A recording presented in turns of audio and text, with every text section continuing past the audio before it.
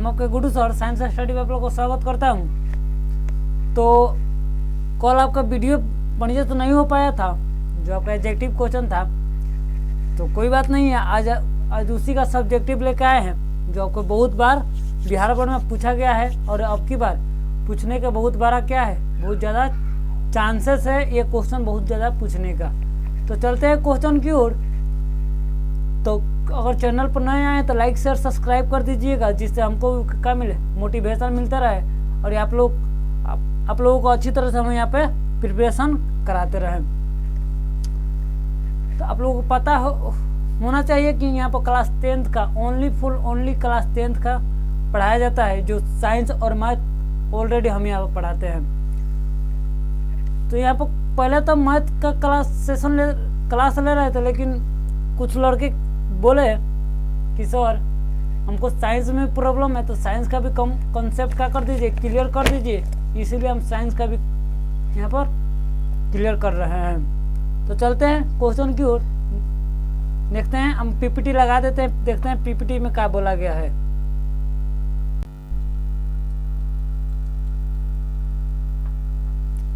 चलिए, ये आपका पीपीटी लग चुका है भाई जी। तो सबसे पहले देख लेते हैं, सेशन चालू करने से पहले देख लेते हैं क्या बोला गया है। तो चालू करते हैं, देखते हैं क्या बोला गया है। बहुत बढ़िया ये बात बोला गया भाई जी। लोग चाहते हैं कि आप बेहतर करें, लेकिन सोच ये भी है कि वे कभी ये नहीं चाहते कि आप उससे बेहतर करें। भाई जी, लोग ये चाहते हैं ना कि आप क्या कर दीजिए भाई जी, बढ़िया से बढ़िया कीजिए, लेकिन ये नहीं चाहते हैं कि हमसे बेहतर कोई कर सके। ये एकदम रियल बात है भाई जी, बहुत रियल बात है कि लोग चाहते हैं कि आप बेहतर करें, लेकिन हमसे बेहतर न करें कि हमसे क्या होते कि भाई जी आगे निकल जाए। तो चलते हैं,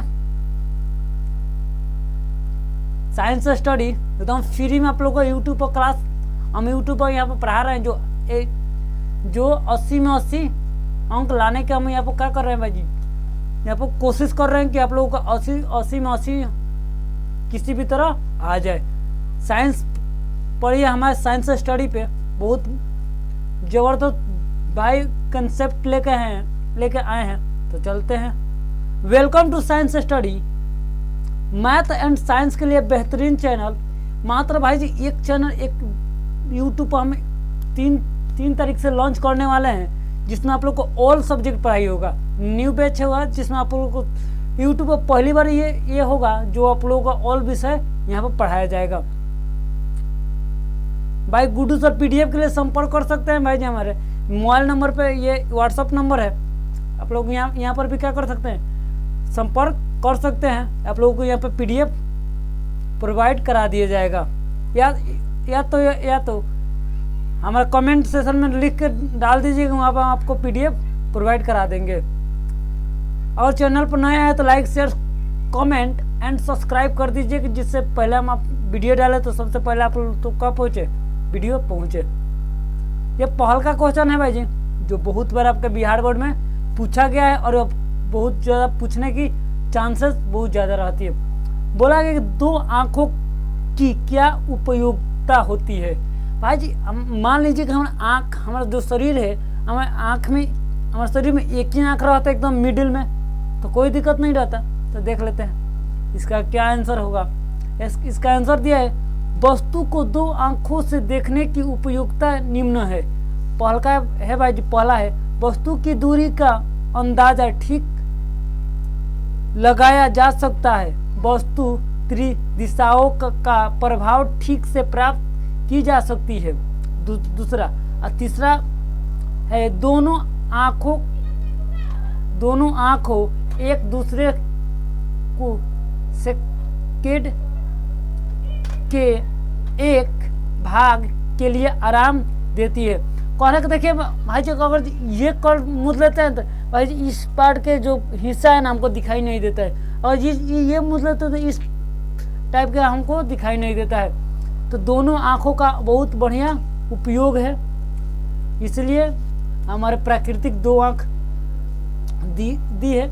तो प्रकृति का हम धन्यवाद करते हैं। तो क्वेश्चन ये आपका बिहार बोर्ड में बहुत बार पूछा गया है। तो चलते हैं नेक्स्ट क्वेश्चन के। आपके यहाँ पे 28 को क्वेश्चन है भाई जी, जो आपके 28 में 28 बिहार बोर्ड में पूछे जा चुके हैं और इससे बाहर का आपके कुछ मानव नेत्र से क्वेश्चन नहीं आएंगे। तो चलिए आगे चलते हैं। बोला गया दूरदृष्टि दोष से अब क्या अभिप्राय है, इस दोष का निर्धारण किस प्रकार किया जा सकता है। माने भाई जी दूरदृष्टि दोष से आप क्या समझते हैं तथा इस दोष को किससे कैसे खत्म कर सकते हैं। तो इसका उत्तर देख लेते हैं भाई जी। बहुत बढ़िया उत्तर हम यहाँ पर बनाए हैं। बोला गया इस दृष्टि दोष में नेत्र निकट की वस्तु के स्पष्ट नहीं देख पाता है। इस स्थिति में प्रतिबिंब दृष्टि पटल के पीछे बनता है तथा दीर्घ दृष्टि के लिए एक निकट बिंदु होता है। ये आपका सटीक आंसर है भाई जी। इस दोष को दूर करने के लिए क्या उपाय है, तो इस दोष को दूर करने के लिए भी वो आप लोगों का दिया गया कि इस दोष को उत्तल लेंस से दूर किया जा सकता है। इस दोष को किससे दूर किया जा सकता है भाई जी? उत्तल लेंस से दूर किया जा सकता है यदि प्रतिबिंब को दृष्टि पटल पर बनाने में मदद करता है। यह भी क्या प्रतिबिंब को दृष्टि पटल पर बनाने में मदद करता है। तो भाई जी ये भी आपका क्वेश्चन बहुत बार आपके बिहार बोर्ड में पूछे जा चुके हैं और पूछने के चांस से है। चलते हैं नेक्स्ट क्वेश्चन की ओर। बोला गया है कि प्रकाश का बड़ विक्षेपण किसे कहते हैं। भाई जी प्रकाश का बड़ विक्षेपण किसे कहते हैं? भाई जी बड़ विक्षेपण तो आप समझते होंगे कि बड़ विक्षेपण क्या है। तो प्रकाश का बड़ विक्षेपण किसे कहते हैं, तो देख लीजिए क्या है भाई जी। जब कांच की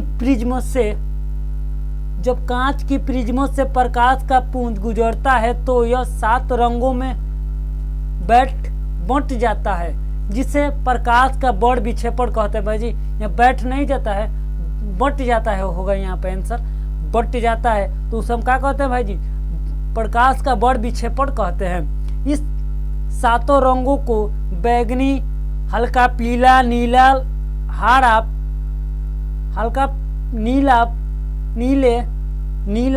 पीला, ऑरेंज और लाल वर्ण क्रम में व्यापन प्राप्त होता है। यदि सभी रंग अलग अलग कोण पर मुड़ते हैं, भाई जी अलग अलग कोण पर मुड़ जाते हैं, यहाँ पर कोण होना चाहिए, अलग अलग कोण पर मुड़ जाते हैं। लाल रंग सबसे कम मुड़ता है, लाल रंग सबसे क्या कम मुड़ता है और बैगनी रंग सबसे अधिक मुड़ता है, और बैगनी रंग सबसे अधिक मुड़ता है। इसलिए भाई जी पहले क्या होता है, पहले सबसे ऊपर लाल होता है और नीचे क्या होता है, बैगनी होता है। लाल यहाँ तो बैगनी सबसे अधिक मुड़ता है। वर्ण क्रम में को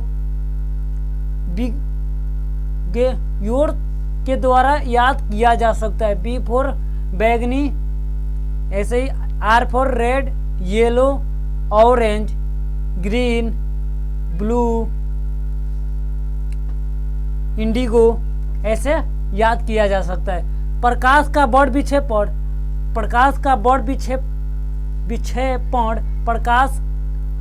के परिवर्तन के कारण होता है। जो प्रकाश का बड़ विक्षेपण होता है भाई जी प्रकाश का परिवर्तन के कारण होता है। प्रकाश के विभिन्न भागों रंगों के द्वारा निवारण या हवा में समान वेग की दूरी तय कर देती है। तो ये था आपका बहुत बार क्वेश्चन आपका बिहार बोर्ड में पूछे गए हैं और अब की बार पूछने की बहुत ज़्यादा चांसेस है। तो चलते हैं नेक्स्ट क्वेश्चन की ओर।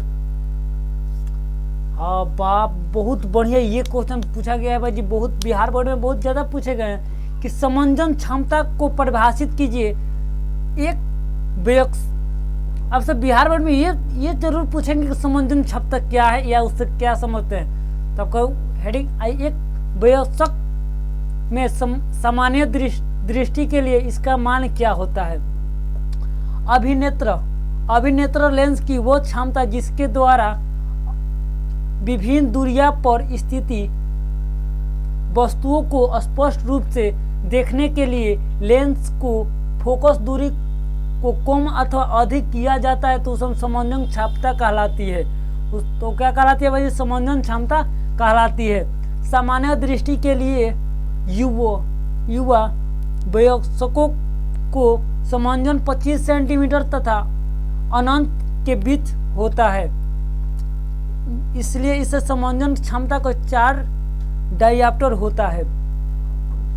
तो भाई जी ये था, मैंने कहने का मतलब ये है ना, कहने का मतलब ये है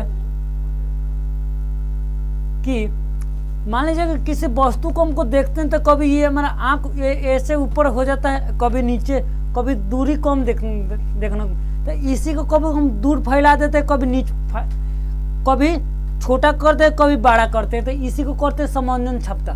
समंजन क्षमता माने हमारे आँखों को बढ़ाया और घटाया जाता है, उसी को कहते हैं समंजन क्षमता कहते हैं। कोई दिक्कत? कम से कम इसको 25 सेंटीमीटर तक देख के दूरी पर देखा जाता है और ज़्यादा से ज़्यादा अनंत तक देखा जाता है। काहे कि भाई जी हमारे आसमान तो अनंत तक है ना, तो हम अनंत तक देख सकते हैं। स्वच्छ आँख के लिए अनंत तक देखा जा सकता है। चलते हैं अगले। ज्यादा दृष्टि दोष तथा दीर्घ दृष्टि दोष में अंतर क्या है? बहुत बार क्वेश्चन, ज्यादा दृष्टि दोष और दीर्घ दृष्टि दोष में अंतर क्या है? तो भाई जी आप लोगों को पता होगा कि ज्यादा दृष्टि दोष और दीर्घ दृष्टि दोष किसे कहते हैं? दीर्घ दृष्टि दोष किसे कहते हैं?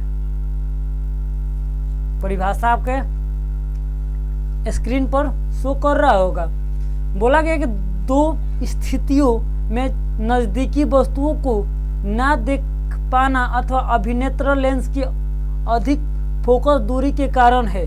दीर्घ दोष में अभिनेत्र लेंस के बीच पतला हो जाता है तथा नेत्र गोलकर छोटा हो जाता है।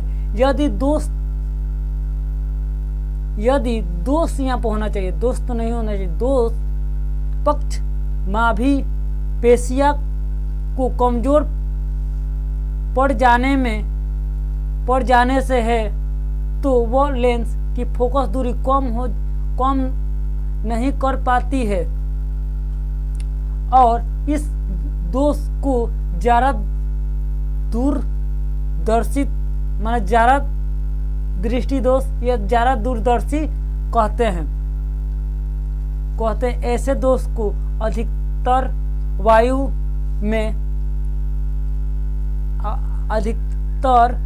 आयु में वृद्धि होने पर होता है। और देखिए भाई जी इतना बात आपको ध्यान रखने का कोई जरूरत नहीं, हम बता देते हैं। देखिए ज्यादा दृष्टि दोष कब उत्पन्न होता है? ये सबसे ज्यादा बुढ़ापे में उत्पन्न होता है। कब उत्पन्न होता है भाई जी? बुढ़ापे में उत्पन्न होता है। क्यों उत्पन्न होता है बता देते हैं। जब हमारा मांसपेशिया क्या होता है, मांसपेशिया हमारा बढ़ जाता है, हमारा मांसपेशिया सिकुड़ जाता है, हमारा आँख के मांसपेशिया सिकुड़ जाता है तो ना दूर के वस्तु दिखाई देती है, साफ साफ दिखाई देता है, ना नजदीक के वस्तु साफ साफ दिखाई देता है। तो उसी दोष को क्या कहते हैं भाई जी? हम ज्यादा दृष्टि दोष कहते हैं। इस दृष्टि दोष में नजदीक के वस्तु साफ साफ दिखाई देती है, ना दूर के वस्तु साफ साफ दिखाई देती है, तो उसे हम ज्यादा दृष्टि दोष कहते हैं। और दीर्घ दृष्टि दोष में नजदीक के वस्तु साफ साफ हमको दिखाई नहीं देती है लेकिन दूर दिखाई देती है, लेकिन दूर के वस्तु साफ साफ दिखाई नहीं देती है, तो उसे हमको दीर्घ दृष्टि दोष कहते हैं। चलते हैं अगले क्वेश्चन की ओर। बोला गया है सामान्य नेत्र 25 सेंटीमीटर से निकट रखी वस्तु को स्पष्ट क्यों दिखाई नहीं देती है? बढ़िया क्वेश्चन पूछा गया है भाई जी, बहुत बढ़िया। मैंने बोला गया है ना कि जब सामान्य नेत्र माने हम लोगों का नेत्र 25 सेंटीमीटर से कम दूरी पर रखते हैं तो उस वस्तु को स्पष्ट रूप से दिखाई देता है नहीं देता है। क्यों? देख लेते हैं कैसे। किसी वस्तु का आराम से सुस्पष्ट देखने के लिए इसे अपने नेत्रों से कम 25 सेंटीमीटर दूर रखना होता है। अभिनेत्र लेंस की फोकस दूरी एक निश्चित न्यूनतम सीमा से नीचे तक नहीं घट सकती। माने कहने का मतलब भाई जी जो हमारा आँख है ना 25 सेंटीमीटर से नीचे नहीं देख पाती है। कम से कम हम 25 सेंटीमीटर साफ साफ देख सकते हैं, लेकिन उससे जब हम नज़दीक लाएंगे ना तो हमको देखने में क्या होता है, बहुत कठिन से, लेकिन देख भी नहीं पाते हम। और देखते हैं कि अगर जब हम नज़दीक ला देते हैं तो हमारे आँखों पर क्या होता है भाई जी, हमारे आँखों कुछ दर्द करने, कुछ उसमें दर्द करने लगता है, इसीलिए क्या कहते हैं, उसको नहीं देख पाते हैं, चलते हैं सीमा के घटा देते हैं। तो अभिनेत्र लेंस इतना अधिक वक्रित नहीं हो पाता कि वस्तु का प्रतिबिंब दृष्टिपटल पर बन सके, जिसके फलस्वरूप परिमाणी प्रतिबिंब धुंधला साफ बनाता है। कहने का मतलब कि देखिएगा, हमको देखने का तो मिलता ही, लेकिन क्या हमारे आँखों पर कुछ जोर डालना पड़ता है, उसके बाद हमको बहुत सारा दिक्कत झेलना पड़ता है और उनको धुंधलापन देखने को मिलता है। चलते हैं अगले क्वेश्चन की ओर। तारे क्यों टिमटिमाते हैं? तारे क्यों टिमटिमाते हैं? तो देख लेते हैं आपका क्वेश्चन। ये भी बिहार बोर्ड में 2 नंबर का पूछा जाता है। जब तारे का प्रकाश पृथ्वी के वायुमंडल में प्रवेश करता है तो उसे बढ़ती हुई अपवर्तनांक वाले माध्यम से गुजरना पड़ता है। इसके कारण तारों का प्रकाश लगातार पृथ्वी की त्रिज्या की तरफ मुड़ता जाता है। माध्यम में अपवर्तनांक के अनियमित उताराव चढ़ाव होते रहते हैं, जिसके कारण तारों का प्रकाश कभी हमारी आंखों तक पहुंचता है तो कभी हमारे आंखों तक नहीं पहुंचता है। तो इसीलिए हमारा क्या होता है भाई जी, तारे टिमटिमाते नजर आते हैं। इतना लिखने का कोई ज़रूरत नहीं है, चाहे लिख सकते हैं, अगर 5 नंबर पूछ देता है तो लिख सकते हैं, लेकिन हमको नहीं लगता है कि 5 नंबर को पूछेगा। तो देख लीजिए कैसा। देखिए, जब कोई तारे हमारे से प्रकाश निकलता है, जब कोई तारे से प्रकाश निकलता है तो हमारे पृथ्वी के त्रिज्या के मध्य में बहुत धूल कण पाए जाते हैं। बहुत कब पाए जाते हैं भाई जी?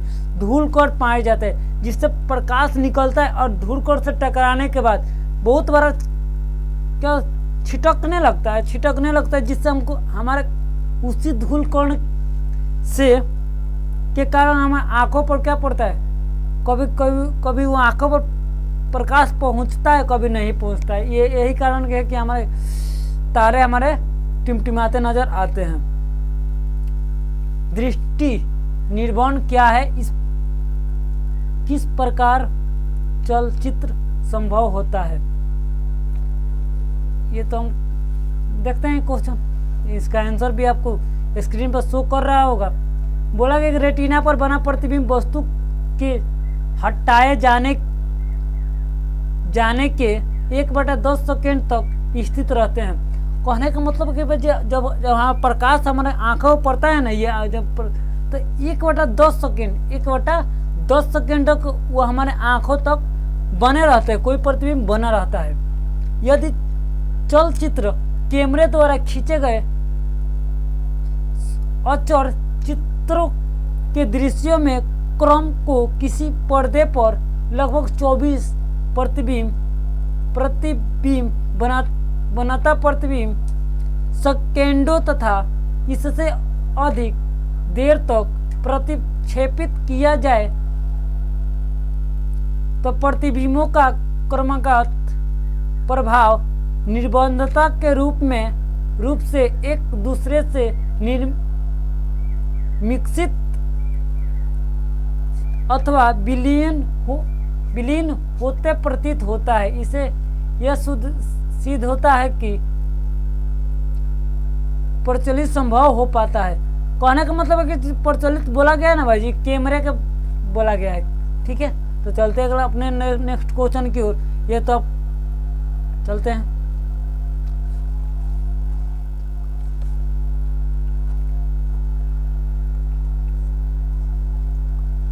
हाँ, ये भी बड़ी बढ़िया, ये आपको पिछले क्लास में भी क्वेश्चन कराए थे। बोला गया कि अगर जो मान लीजिए कि स्वच्छ आकाश का रंग हमें नीला दिखाई पड़ता है, लेकिन जब हम अंतरिक्ष में जाते हैं तो अंतरिक्षिक व्यक्ति को अंतरिक्ष में रहने वाले व्यक्ति को काला दिखाई पड़ता है। क्यों?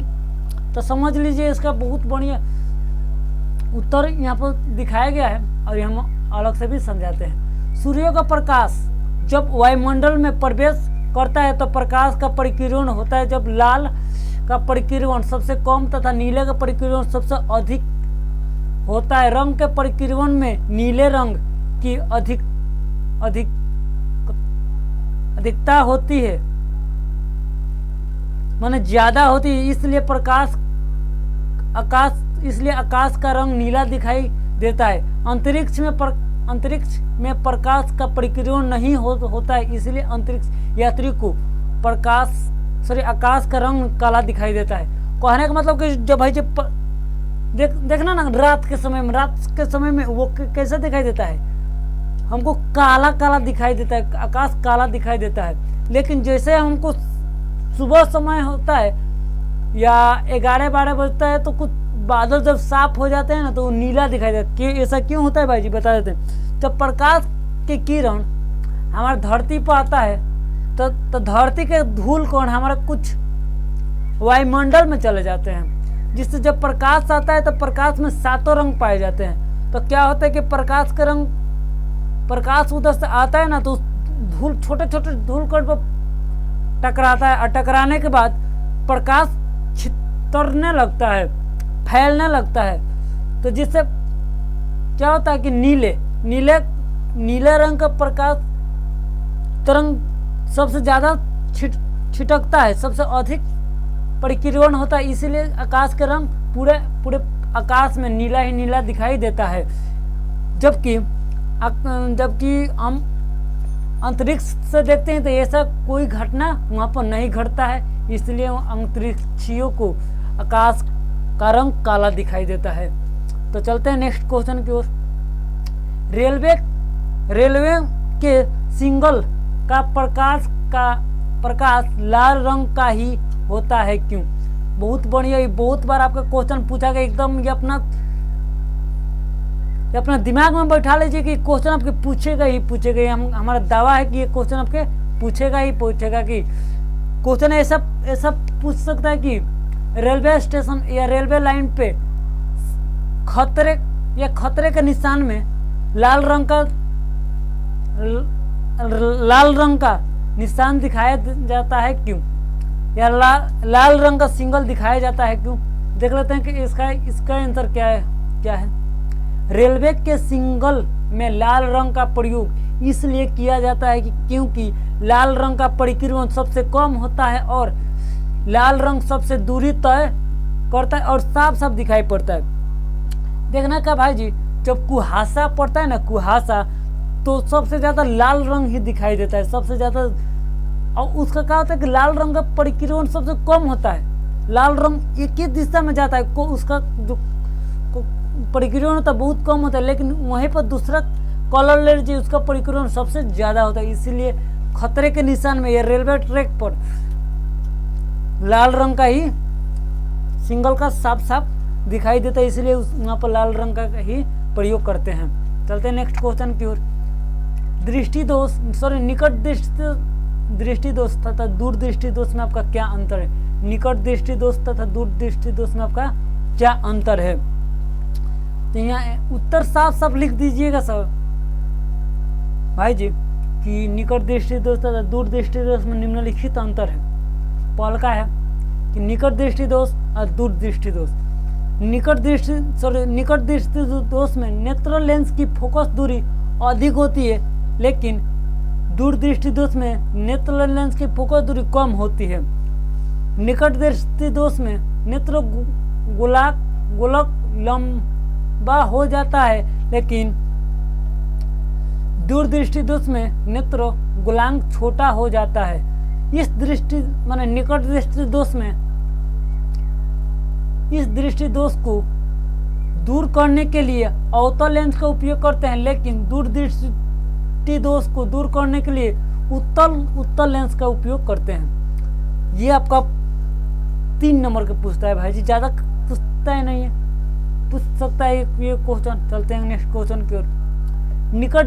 दृष्टि दोष क्या है तथा इसको कितने भागों में बांटा गया है।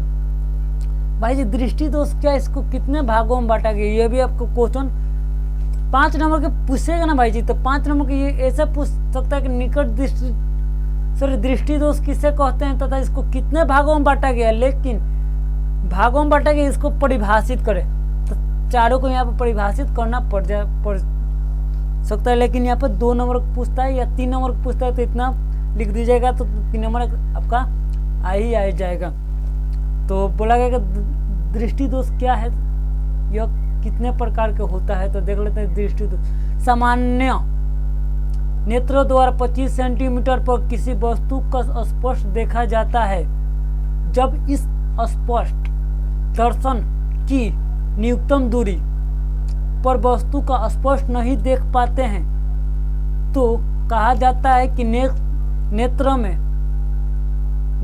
में दृष्टि दोष है। माने कहने का मतलब कि जब कोई हमारा आँख किसी वस्तु को साफ साफ दिखाई नहीं पड़ता है, साफ साफ दिखाई नहीं पड़ता है तो उस वस्तु को क्या कहते हैं। माने 25 सेंटीमीटर के से ऊपर अगर वस्तु को साफ साफ दिखाई नहीं पड़ता है तो उसे हम क्या कहते हैं, दृष्टि दोष कहते हैं, माने आँख का दोष कहते हैं। तो भाई जी इसको कितने भागों में बांटा गया, इसे 4 भागों में बांटा गया। पहला भाग निकट दृष्टि दोष, दीर्घ दृष्टि दोष, जरा दृष्टि दोष और अबिंदुकता, इसको 4 भागों में बांटा गया है। तो चलते हैं नेक्स्ट क्वेश्चन की ओर। बोला गया है जरा दृष्टि दोष क्या है। जरा दूरदृष्टि, जरा दृष्टि दोष क्या है, जरा दूरदृष्टि दोष क्या है। देख लेते क्या भाई जी आपका क्वेश्चन आपके स्क्रीन पर शो कर रहा होगा। तो बोला गया कि वायु में वृद्धि होने के साथ साथ मानव नेत्र की समंजन क्षमता घट जाती है। अधिकांश व्यक्तियों का निकट बिंदु दूर हट जाता है और शोधन चश्मे की बिना उन्हें पास की वस्तु को साफ साफ देखने में कठिन होती है। हाँ, इस दोष को जरा दृष्टि दोष कहते हैं। साफ साफ याद रखिएगा ना भाई जी, साफ साफ याद रखिए। अगर कोई यदि वैसे दृष्टि दोष जिसमें ना हम नजदीक के वस्तु साफ साफ दिखाई देता है ना दूर के वस्तु साफ साफ दिखाई देता है तो उसे हम जरा दृष्टि दोष कहते हैं। यह दोष बुढ़ापे के समय में या उम्र बीतने के समय में उत्पन्न होता है, मांसपेशियों को सिकुड़ जाने में उत्पन्न होता है तो उसे हम क्या कहते हैं, जरा दृष्टि दोष कहते हैं। आपका टेंशन खत्म।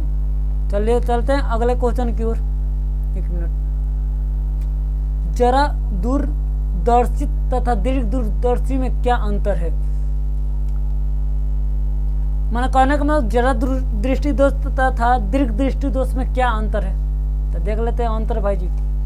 जरा दृष्टि दोष को दूर करने के लिए चश्मे में द्विफोकसी लेंस का उपयोग किया जाता है। चश्मे के ऊपरी भाग में अवतल लेंस तथा चश्मे के निचले भाग में उत्तल लेंस का उपयोग किया जाता है। भाई जी अगर जरा दृष्टि दोष को दूर करना होता है ना तो पहले ऊपरी भाग में अवतल लेंस का उपयोग करते हैं। मैंने एक ही चश्मा रहता है, देखना ना भाई जी। कभी कभी व्यक्ति एक ही चश्मा ऐसे देखते हैं, ऐसे दूर को ऐसे देखते हैं और नज़दीक को ऐसे देखते हैं, तो उसको क्या हो जाता है कि जरा दृष्टि दोष होता है। उसमें दोनों प्रकार के दोष पाए जाते हैं। नज़दीक के वस्तु भी साफ साफ दिखाई नहीं देती है, दूर के वस्तु भी साफ साफ दिखाई नहीं देती है। तो इसमें दोनों प्रकार के लेंस लगाया जाता है। लेकिन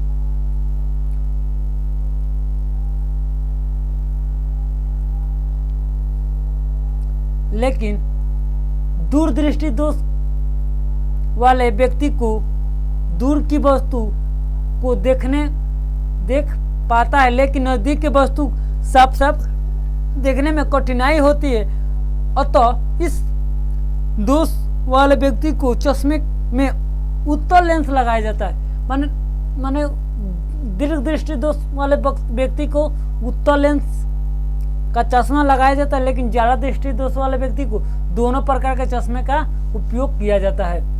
माने सॉरी दोनों प्रकार के लेंस का उपयोग किया जाता है, उत्तल लेंस और अवतल लेंस। चलते हैं अगले क्वेश्चन की ओर। बोला गया है जब हम नेत्र से किसी वस्तु की दूरी बढ़ा देते हैं तो नेत्र में प्रतिबिंब की दूरी को क्या होता है। भाई जी, जब हम नेत्र से किसी वस्तु की दूरी बढ़ा देते हैं तो नेत्र से प्रतिबिंब की दूरी को क्या होता है। तो देख लेते हैं।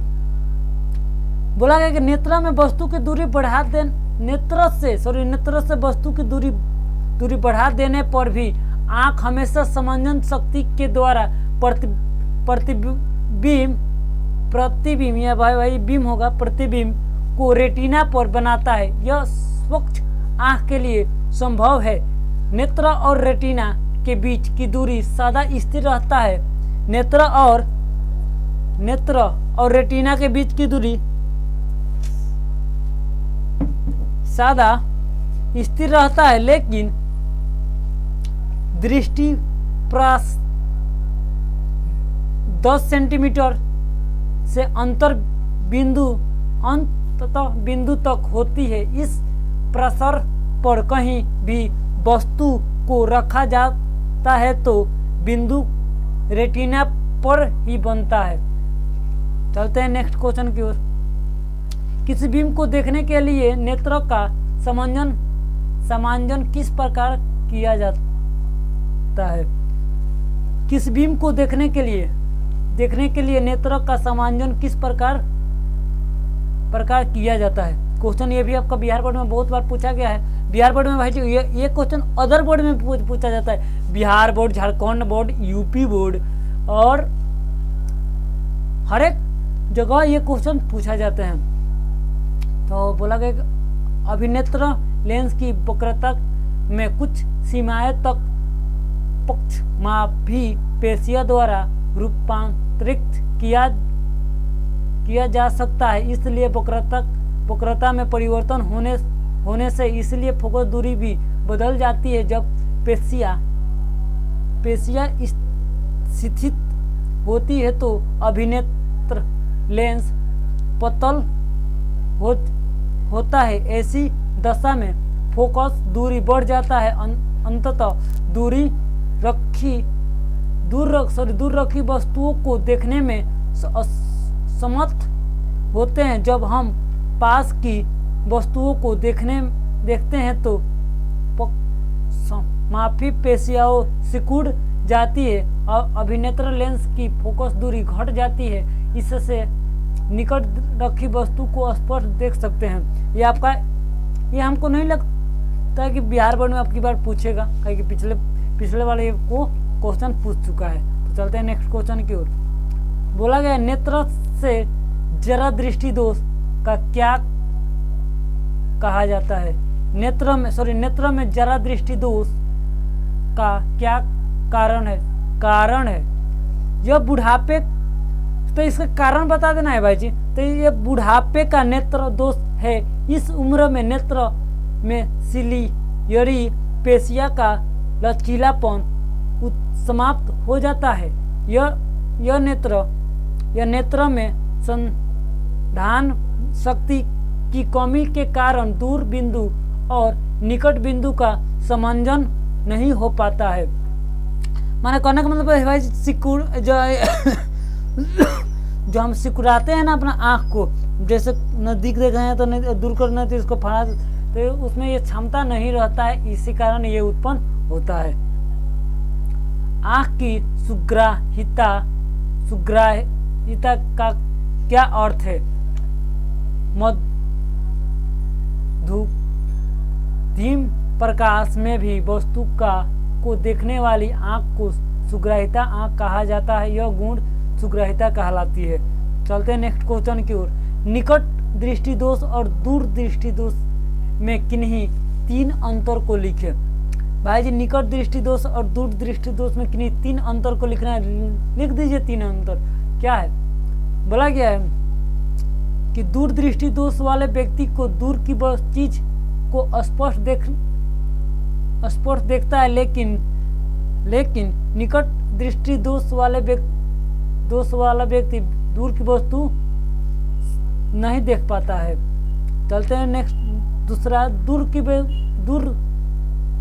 दृष्टि दोष वाले व्यक्ति नजदीक की वस्तु नजदीक की वस्तु को स्पष्ट नहीं देख पाता है, लेकिन निकट दृष्टि दोष वाले व्यक्ति आसानी से देख पाते हैं। दूर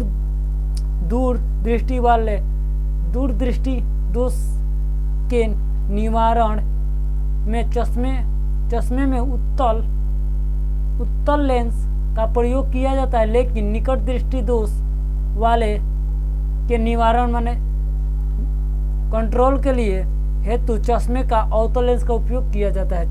चलते हैं नेक्स्ट क्वेश्चन की ओर। बोला गया दूर दृष्टि दोष वाले व्यक्ति आकाश में देखने के समय चश्मा उतारने पसंद करते हैं, क्यों? माने भाई जी, जब दूर दृष्टि दोष वाले व्यक्ति को जब आसमान में देखते हैं तो चश्मा उतारते हैं, क्यों पसंद करते हैं, क्यों? देख लेते। दूर दृष्टि दोष वाले व्यक्ति दूर की चीज को आसानी से देख पाते हैं, अतः वो चश्मा उतार कर ही दूर की वस्तुओं को आसानी से देख पाते हैं। यही कारण है कि दूर दृष्टि दोष वाले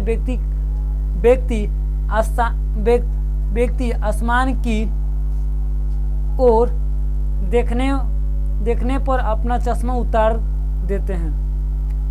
स्पेक्ट्रम क्या है? स्पेक्ट्रम क्या है भाई जी? तो देख लेते हैं स्पेक्ट्रम क्या है।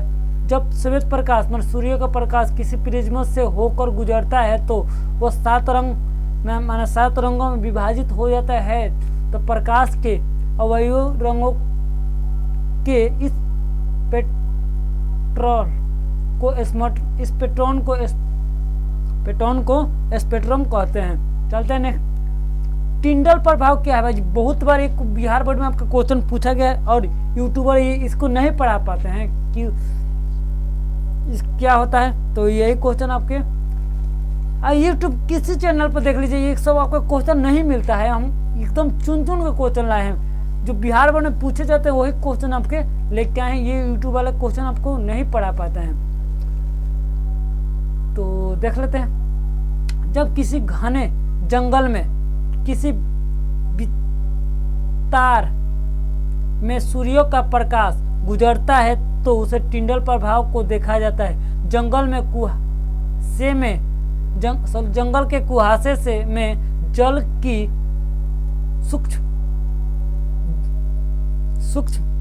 बूंदों प्रकाश का परिक्रमण कर पाती। कहने का मतलब है जी कि एक घना जंगल होता है, उसमें जो प्रकाश छन के आता है ना, माने जैसे प्रकाश छन के आता है उसी को कहते हैं टिंडल प्रभाव कहते हैं। मोतियाबिंद क्या है? अब तो भाई जी बीमारी तो सुनेंगे कि मोतियाबिंद क्या है, लेकिन इसको उत्पन्न कैसे किया जाता है, क्या होता है, इसको हम यहाँ पे क्लियर कर देते हैं कि मोतियाबिंद क्या है। बढ़ती उम्र के कारण कुछ व्यक्तियों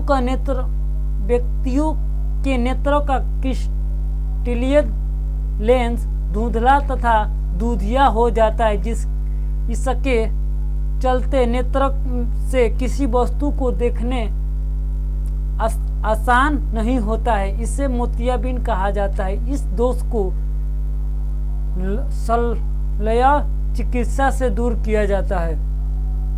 प्रकाश के परिकिरण से क्या समझते हैं? जब प्रकाश की किरण वायुमंडल से होकर गुजरती है तथा वायु के कण द्वारा प्रकाश का परिक्रमण